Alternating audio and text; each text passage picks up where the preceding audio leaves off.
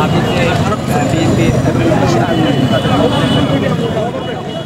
ঝিমিয়ে পড়েছে ছাত্রদল। ঢিলেঢালাভাবে নানা কর্মসূচি পালন করছে বিএনপির সহযোগী সংগঠনটি।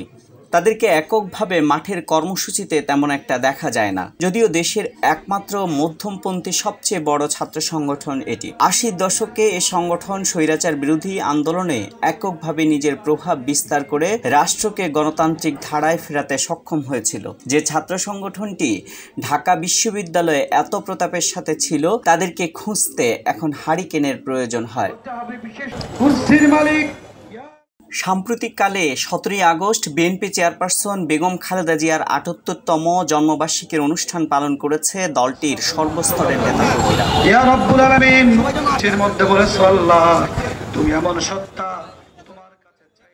এছাড়া ওই দিনই বিএনপির ছাত্র বিষয়ক সম্পাদক রকিবুল ইসলাম বকুলের নেতৃত্বে ছাত্রদলের শীর্ষ নেতৃত্ব দলীয় কার্যালয়ের সামনে বিএনপি ঘোষিত কর্মসূচির সাথে তাল রেখে কিছু লিফলেট বিতরণ করে। এর বাইরে স্বপ্রণোদিত কোনো সৃজনশীল কর্মসূচি বা ছাত্রদলকে এককভাবে মাঠের কর্মসূচিতে দেখা যায় না। কিন্তু পদবঞ্চিত হলে বিক্ষোভ মিছিল করে রাজপথ কাঁপিয়ে তোলে এই সংগঠনটির নেতারা। এরশাদ স্বৈরাচার ছিল, কিন্তু হাসিনা ফ্যাসিস্ট। মানে এই ফ্যাসিস্টের আমলে যেখানে কোনো ইনস্টিটিউশনে সাধারণভাবে শিক্ষা বা কোনো কিছুর অধিকার শিক্ষার্থীরাও প্রতিষ্ঠা করতে পারছে না, সেখানে ছাত্রদল সরাসরি শেখ হাসিনার এই ফ্যাসিজমকে চ্যালেঞ্জ করে আমরা যে কোনো ইউনিভার্সিটিতে বা শিক্ষা প্রতিষ্ঠানে টিকে থাকি। তো সেখানে আমাদের জন্য দাঁড়ানো কঠিন, কারণ এখানে আগে সহ অবস্থান ছিল, সহ অবস্থানে থেকে এক পক্ষ অন্য পক্ষকে বিরোধিতা করতো। এখন কি কোনো সহ অবস্থান আছে? শুধু আমরা না, কোনো ছাত্র সংগঠনে কি তাদের নিজস্ব এজেন্ডা বা নিজস্ব কার্যক্রম ভালোভাবে পরিচালিত করতে পারে? কেউ সরাসরি দাঁড়াতে পারে? ইনফ্যাক্ট আমরা তো শেখ হাসিনার এই রেজিমকে সরাসরি চ্যালেঞ্জ করি। ছাত্রলীগের যে সন্ত্রাসী কার্যক্রম, তাদের যে অবস্থান, তাদেরকে আমরা সরাসরি চ্যালেঞ্জ করি। সেজন্য আমাদেরকে তারা দাঁড়ানোর কোনো সুযোগ কোনোভাবেই দিবে না। তবে এই না যে আমরা সবসময় এই অবস্থানে থেকে যাব, বা আমরা চেষ্টা করছি যে আমরা নর্মালি স্বাভাবিক উপায়ে সেই সহাবস্থান ফিরে পাওয়ার। যদি সেক্ষেত্রে ফিরে না পাই, আমাদের স্ট্র্যাটেজি বদলাইতে হবে। পিস্তল, লাঠি এগুলো তো আর ছাত্রদের হাতে ওঠার মতো জিনিস না। আমরা চেষ্টা করব স্বাভাবিকভাবে সহাবস্থান ফিরিয়ে আনার জন্য। পিস্তল লাঠির কথা আমরা চিন্তা করব না, বা তারা পিস্তল লাঠি নিয়ে আসলে আমরা পিস্তল লাঠি দিয়ে কাউন্টার দিব, এটার কথাও ভাববো না। পরিস্থিতির উপর নির্ভর করবে, কারণ আপনি সবসময় পরে মার খাবেন না। আর আপনি যখন দাঁড়াবেন, আমরা যারা মার খাওয়া, আমরা যখন দাঁড়াবো, তখন এই গত 15 বছর ফ্যাসিজমের আন্ডারে রাজনীতি করে তারা কোনোদিন আমাদের জায়গায় কোনো স্পেস পাবে না। আমাদের দম তাদের নাই। কারণ দেশের ক্রান্তিকালে রাজপথে নেমে এসেছি দেশের ভোটাধিকার পুনরুদ্ধার আন্দোলনে। আপনারা জানেন 4.5 কোটি তরুণ ভোটাররা তাদের ভোট থেকে বঞ্চিত। আমাদের প্রাণপ্রিয় নেতা দেশনায়ক তারেক রহমান সেই আহ্বানে সাড়া দিয়ে তরুণদের অধিকার আন্দোলনের সাথে সক্রিয়তা ঘোষণা করে যে এক দফার আন্দোলন ঘোষণা করেছেন লুণ্ঠিত ভোটাধিকার ফিরিয়ে দেওয়ার জন্যে, তার সাথে ছাত্র একাত্মতা ঘোষণা করে রাজপথে আমরা আন্দোলনের সাথে শরিক হয়ে রাজপথে অবস্থান করছি। ঢাকা বিশ্ববিদ্যালয়ের ভেতরে ছাত্রলীগকে মোকাবেলা করে যেমন দাঁড়াতে পারছেন না, তেমনি বিশ্ববিদ্যালয়ের আশেপাশেও কোনো কর্মসূচিতে তাদের দেখা যায় না। 2-4 জন যখনই ক্যাম্পাসে গিয়েছেন, তখনই ছাত্রলীগের হামলার শিকার হয়েছেন। পাল্টা কোনো কর্মসূচি না দিয়ে ছাত্রলীগকে সন্ত্রাসী সংগঠন বলেই নিজেদের নিস্তার দিতে চায় দলটির নেতাকর্মীরা। আসলে ছাত্রলীগকে মোকাবেলা করার মতো, কিংবা ছাত্রলীগ কোনো সংগঠনের, বাংলাদেশের যে কোনো সংগঠনের প্রতিপক্ষ হওয়ার মতো যোগ্যতা ছাত্রলীগের নাই।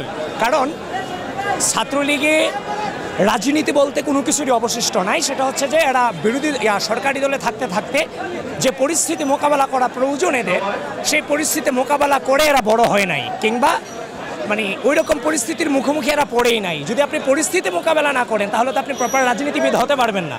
কারণ আমরা বিরোধী দলে যে পরিস্থিতিগুলো মোকাবেলা করছি, সেগুলো এদের মোকাবেলা করা লাগতেছে না।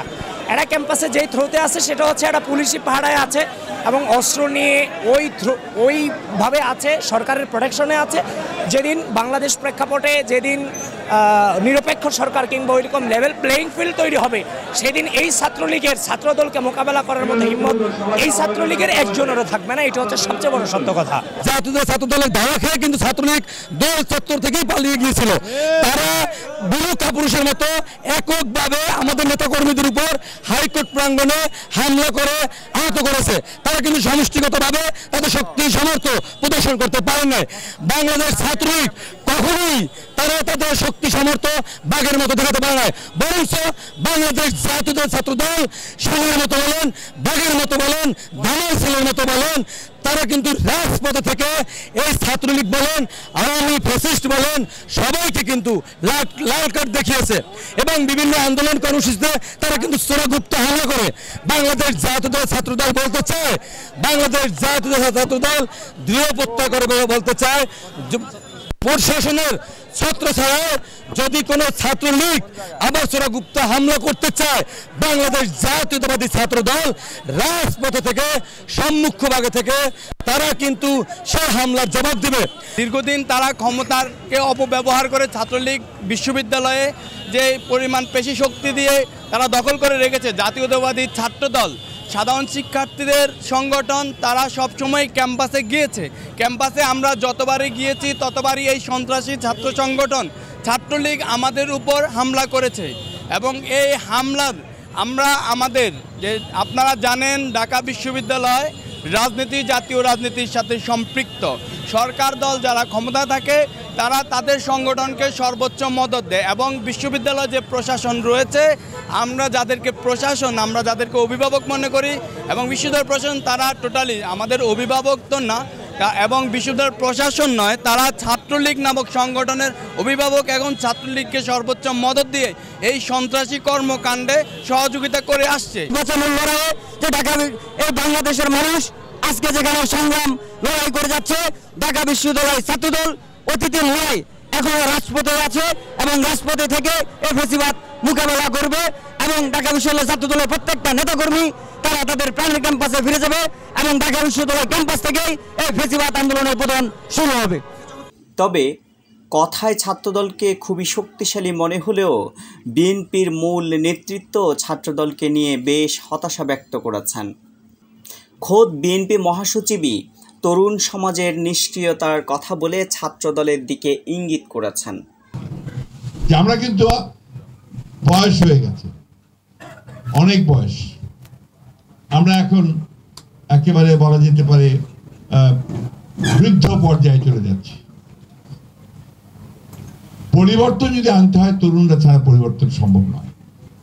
আমি এই দুঃখটাই করছিলাম নুরুর পাশে বসে বসে, যে আমরা এই যে এত সবাই আন্দোলন করছেন, তারা করছেন, আমরাও করছি, কিন্তু আমরা তরুণদেরকে সামনে কম দেখছি। এটা কারণটা কি? এটা অত্যন্ত গভীরভাবে ভাবা দরকার।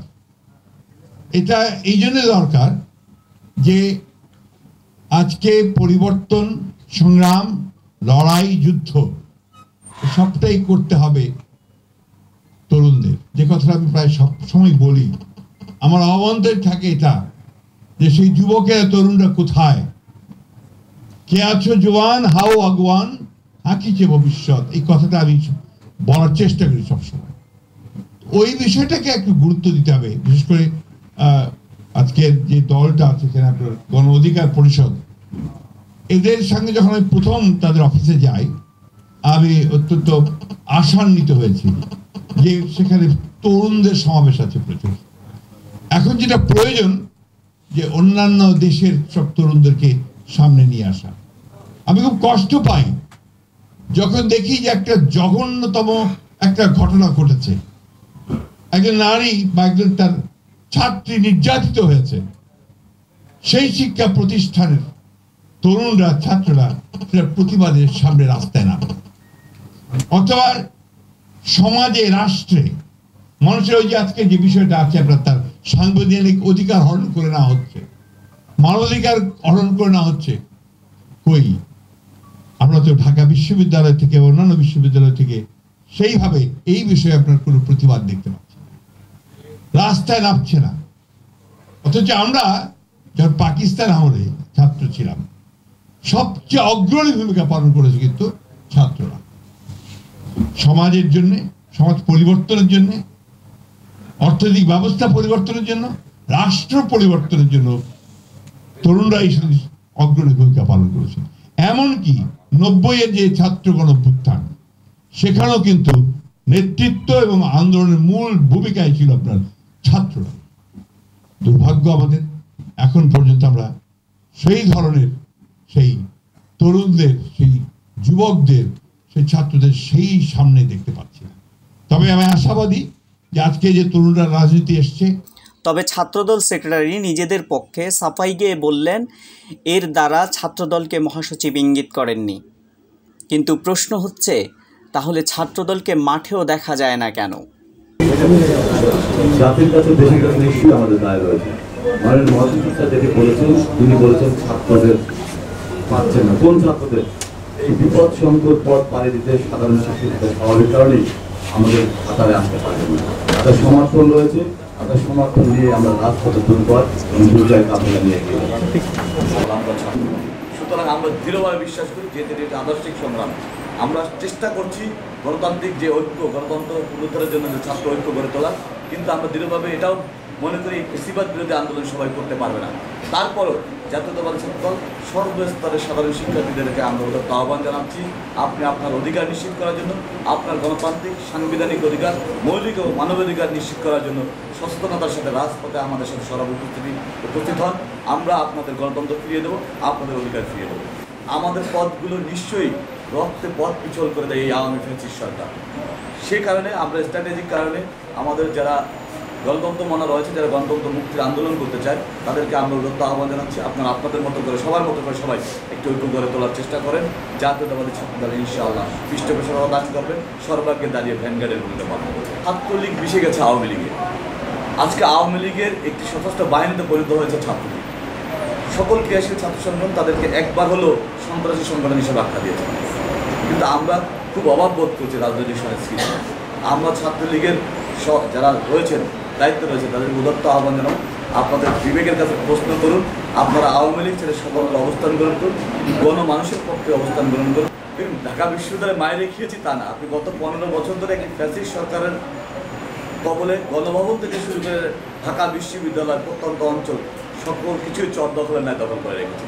সুতরাং আপনি যখন একটি অস্ত্রের মজুদখানা তৈরি করে রাখবেন, সেখানে একজন সাধারণ শিক্ষার্থী নিরস্ত্র অবস্থায় গেলে আপনার মাস্তানিটা দেখা যায়। কিন্তু আমরা উদাত্ত আহ্বান জানাই, আপনি পারলে শান্তিপূর্ণ কর্মসূচিতে আসুন, আপনি পারলে গণমানুষের অংশগ্রহণকে নিশ্চিত করুন, সাধারণ শিক্ষার্থীদের অংশগ্রহণকে নিশ্চিত করুন। তাহলেই বোঝা যাবে কার কতদূর দখলদারিত্ব গণমানুষের প্রতি রয়েছে, সাধারণ শিক্ষার্থীদের প্রতি রয়েছে। আপনি যেটি বলেছেন মায়ের খেয়েছেন, ছাত্রদলের ইতিহাসে মায়ের খাওয়া।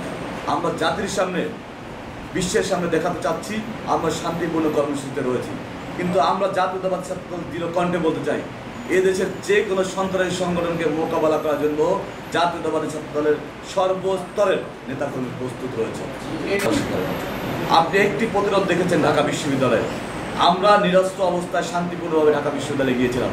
সন্ত্রাসী কার্যক্রম করে তারা দেখবেন অস্ত্র উঁচু করে আমাদেরকে হামলা করেছিল, কিন্তু যখন প্রতিরোধ করে দিয়েছে ছাত্রদল, তারা পালাতে কিন্তু বাধ্য হয়েছে।